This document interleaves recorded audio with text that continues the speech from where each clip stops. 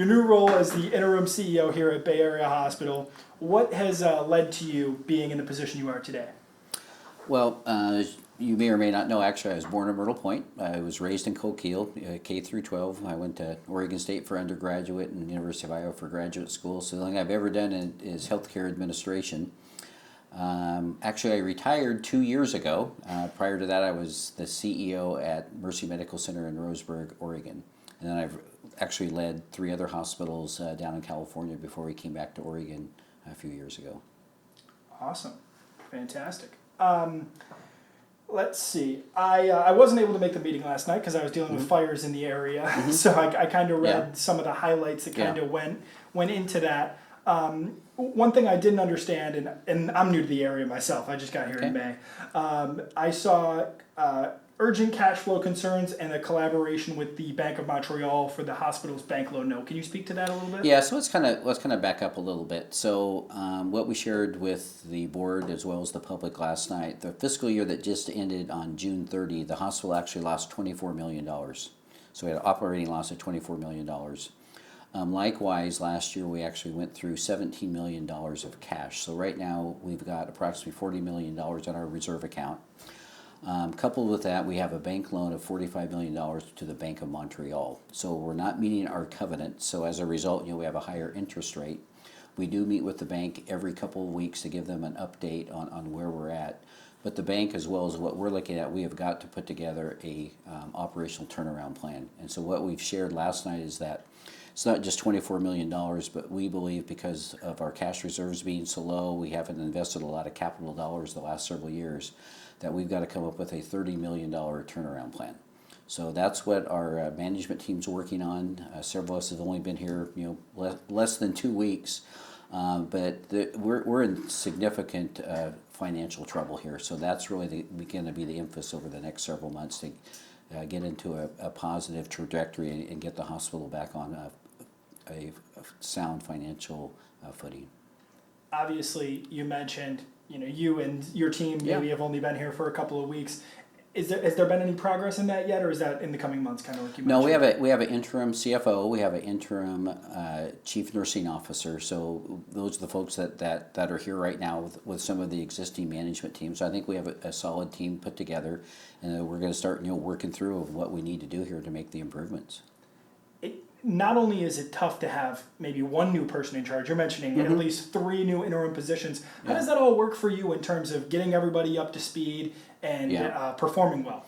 Yeah, so a couple of these people I'm familiar with, so actually I brought them on board with myself, so it's kind of our team, if you will. So I think we have an understanding. We've been through a couple hospital turnarounds together, so I think there's a trust level that we have. We've done this before, so we kind of know what areas that we really need to focus on so we can head in that right direction.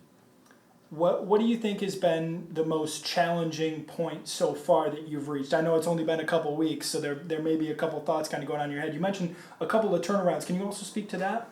Yeah, so down in California, there was a couple turnarounds. There was a health district that I actually came in on as the CEO. Kind of a similar situation. We had some cash flow issues. We had some losses, so we had to put that turnaround. Likewise, when I first got to Roseburg, we were projected to lose a few $1 million. So we actually put together our team. Actually, put the improvements that we had to do. Went back and took a look at our revenue cycle, look at our expense structure, look at our service lines, and then you just have to go through the tough decision making to make those improvements.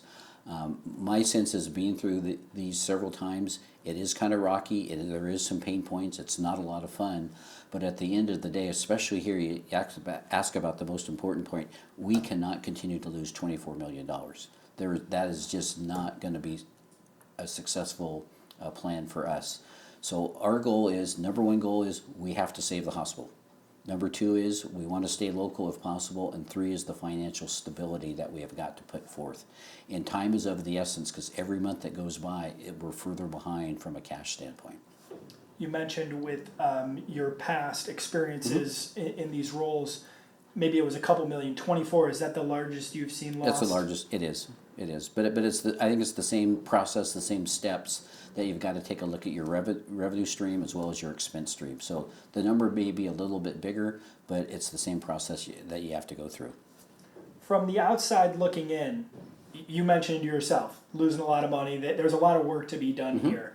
Mm-hmm. So for you to kind of take this role in this time period, Mm-hmm. what kind of thought process did you have coming in? Well, just so you know, I retired 2 years ago, so I wasn't planning to come back into the workforce. Okay. So one of the new board members I had worked with, because I did chair the Workforce Investment Board, for the 3 county area, so I had some familiarity. So I think part of it is, giving back to the community. Growing up in Coquille, still living in Douglas County, and I live here, during the week, is what can I do to bring to make sure that we can sustain services, have accessibility, retain our staff, retain our doctors, recruit folks. So that's what's my goal, is to provide that stability and get heading in the right direction. Awesome, thank you.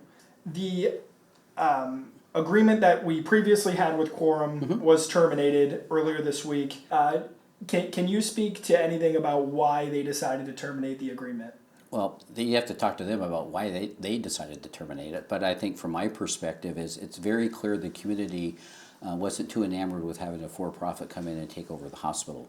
So I think with looking at the new board members, looking at a new management team, I think the message that the community told us is that we want to keep local if at all possible. So with Quorum dropping out, gives us that opportunity to look at other alternatives that we think may be in the best interest of the community as well as the facility. There is a local option that's been discussed, so we're in conversations with some of the critical access hospitals, North Bend Clinic, Advanced Health, Bay Clinic, to see if there's something that we can put together. I think conceptually it makes some sense, but we've got to do a little bit more due diligence, run some financial numbers to see if that makes sense. And if it does, then we will bring that back as another alternative to do what's best for the region. That's good to know. That's really nice to try to keep things local. Absolutely. I know that's very important. Did you speak directly with Quorum before the agreement was kind of... We had a brief conversation with them last week. Gotcha. Thank you. So you just started last Monday, I believe, right? That was Correct. Your first day. What would you like the public to know most about how you're tackling this new role? My perspective on this is we want to be as transparent as possible. I don't think there's any secrets. We're going to be extremely open with the financial situation that we have. We're going to put together a plan. We'll present that to the board. So everybody should be very well informed of where we're at. So as we kind of move through this process, I want to make sure that we have enough information out there that nobody's surprised of where we're at. That's awesome. I noticed on your post yesterday with the highlights, that was what a lot of people were saying, was we appreciate the transparency, we love the transparency, so that's great. Mm-hmm. All right, this is my final question before I kind of get into some of your thoughts. We mentioned the struggle here with the hospital, $24 million lost in the last fiscal year. Are we expecting to still be here in a year? Absolutely, to be here, yeah. No question about it.